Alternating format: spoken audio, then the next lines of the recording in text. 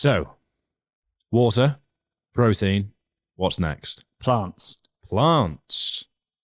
Tell me about plant. We have a fake plant here, actually. Yeah, and don't start chewing on that. My statement before this was, wow, this is such an easy thing to take care of. Why aren't all plants in this building fake? So, again, tell me why, Tom. This is something, again, that people should probably know they should do, but it's the doing, it's finding the application and finding the strategy to do it.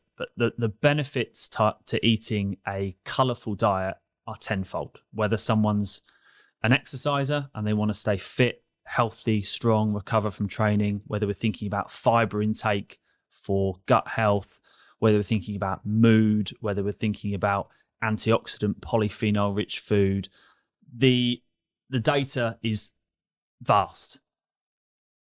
And often I see a real correlation between food quality and then enjoyment and longevity and recovery. And it's massive. Again, what I want people to think about is look at what you currently do. And I'm not saying people do a bad job, but it may be that a meal that you currently have, has maybe one color on that plate. It could be you have chicken for your protein, you've got some potatoes, and you've got some green beans. Great. How can you add more color to that meal? How can you take what you existingly do and add more micronutrition, add more diversity that's going to be great for all those benefits I've just listed off? Sometimes a bit of a challenge that I think people find with it is they see it as an inconvenience. So what we need to think about is what strategy can we use, can we implement? And this is going to be different for everybody that's listening, but to increase the micronutrition of your diet, whether you want to add frozen fruit to a smoothie, throw it on top of yogurt. Handful of spinach is my personal favorite. Fantastic. Whether we want to think about, just buying, some mixed salads to put in wraps at lunchtime, whether we want to, if you want to batch cook off a tray of vegetables and then throw it into things like omelets, microwave, reheat. You can use, frozen veg that can be thrown into a stir fry, a pasta dish, etc. But so often I find when working with anybody at any level, if they improve the quality of their diet, they just feel better. More energy, better recovery, better skin, better mood, better gut health.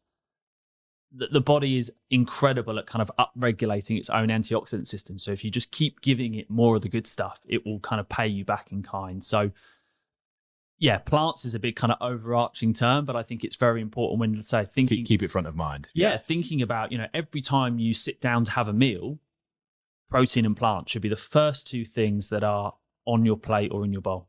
Common objections. It's more expensive, and therefore it's difficult to access those things if you're on a tight budget for a family or something like that.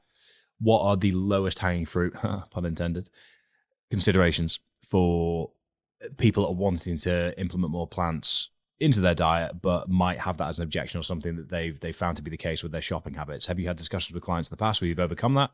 I think, one, I'm a big fan of the freezer section. So there's no waste. So you can buy, like I say, mixed bags of frozen berries, which are far cheaper than buying things fresh. Nothing's going to go off. You can get things out and they can defrost and thaw to be used that day or next, like I say, or they can be put in smoothies, yogurts, etc.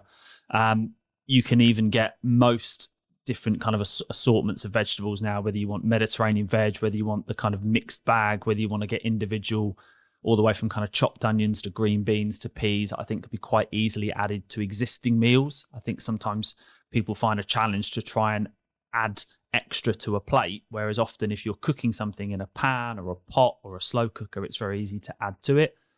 I'm a big fan of using things like soup, can be a great option. Pesto can be a good cheap, the old student favorite.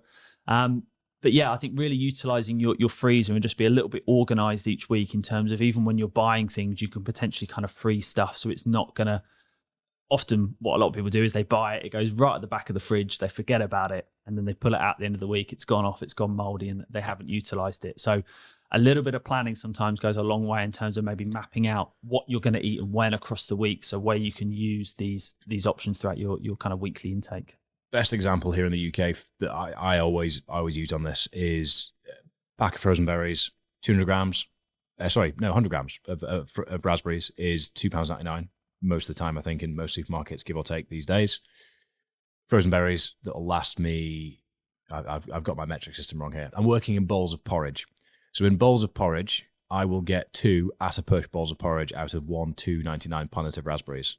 I will get 12 bowls of porridge out of 1 $2.99 packet of frozen raspberries. And the risk of it going off, me going away for the weekend and it going moldy, is all gone. And it means that I can plan around that.